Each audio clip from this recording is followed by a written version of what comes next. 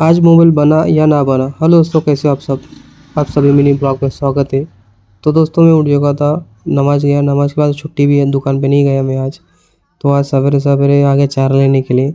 चारा मेरा तोड़ने के बाद जाऊँगा घर पे। और घर पे बाइक लिया, बाइक से उठाया, बाइक पे निकलते हुए और साथ में दोनों भाई सामने पीछे एक भाई पड़ा हुआ था, मैं बाइक चला रहा था। तो मोबाइल रिपेयर हो चुका था, ये वाला मेरे मोबाइल शूट करता था मैं। वीवो का सेट था, वीवो का थोड़ा वो जो बहुत प्रॉब्लम हो गया था मोबाइल के अंदर। वो मोबाइल तो चलेगा काम में से, होंगे जाने दे भाई, कुछ फ़ायदा नहीं है, कुछ बना के भी मतलब नहीं आया। तो आया जो बाइक का जो नंबर प्लेट आरसी में नंबर प्लेट चल रही है अभी महाराष्ट्र के अंदर। चलो वो नंबर प्लेट डाल लेंगे। वो यहाँ पे आया दोस्त के पास, वो नंबर गए करते रहे ऑनलाइन। वो बोले भाई नहीं हो रहा है, आपको अभी डाक ऑफिस ही जाना पड़ेगा।